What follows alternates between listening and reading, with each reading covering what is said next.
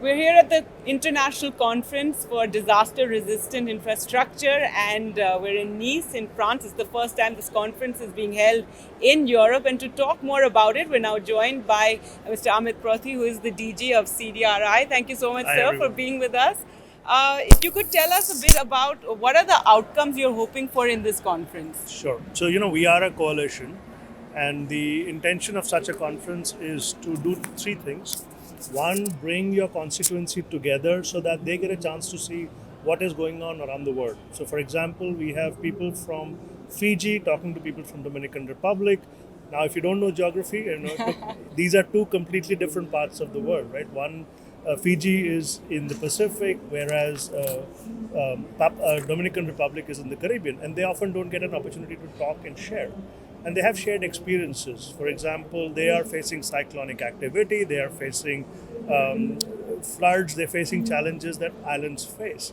So we wanted to make sure we had an opportunity to bring such kind of people together, both the government officials as well as solution providers, to come and engage in how do we solve problems that may be common. The second part of this is really, France is the co-chair of CDRI.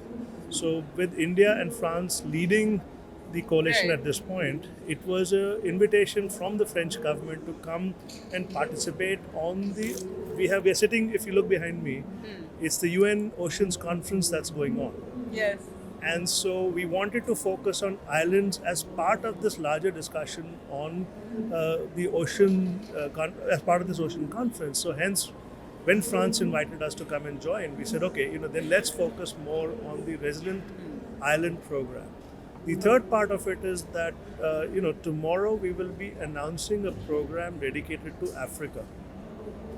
So what we are learning from working in the islands region, we are realizing that there is an opportunity to bring uniqueness to the way these problems are looked at, and we would like to do the similar engagement in the African continent. So the effort also is that we'll be launching a new initiative, our ambition to design a new initiative focused for the African region, and it comes because yesterday we had our 54th member join the coalition, which I is the see. African Union Oh. Commission. So we are very keen to now also expand the work into Africa.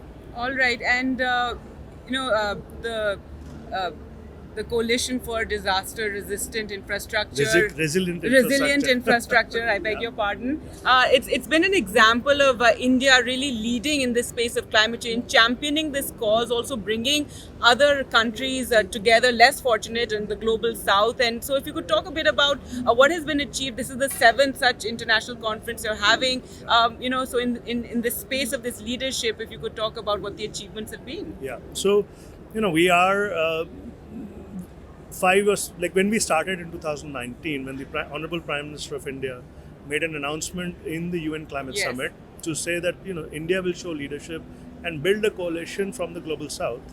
Um, it's a big ambition.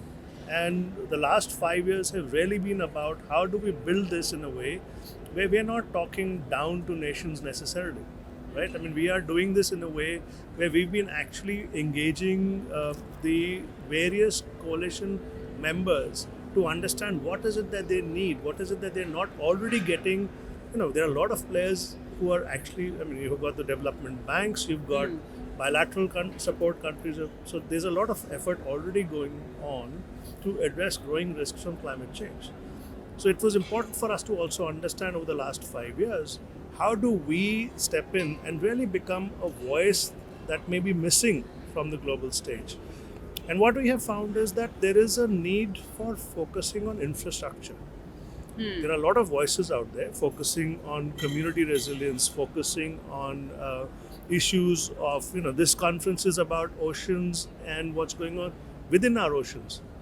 But the touch point between ocean and land is community, your coastal communities. And infrastructure is a key element of this this narrative of climate resilience, which had not been visible 5 years ago. So I think what we have been able to do is stitch this conversation in a way whereby looking at infrastructure, looking at how infrastructure will be affected by climate change. For example, how cyclonic patterns that are going to change in the future, how do they affect our power grid?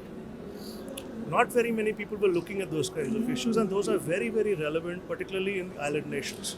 You see examples of a hurricane coming by, and for example, Puerto Rico did not have power for up to a year, right? So when you have no power because of a cyclone, that's an infrastructure resilience issue. And when you don't have power, your community basically does not have access to power and livelihood opportunities. So we've been able to frame this discussion in a way which is linking climate change with the risk to infrastructure and how that impacts communities, particularly the most vulnerable. That narrative has been developed over the last 5 years and under India's leadership. That's absolutely amazing. And also, I think now we've seen the impact of climate change in the first world as well. We're seeing so many instances in Europe of flooding, and in America, the US as well, especially when it comes to these massive storms that are now taking place. Wildfires as well now, right? Absolutely. Yeah. So anyway, thank you so much, sir, for your time. And this is Gargi Rawat reporting from Nice in France on this international conference that is taking place.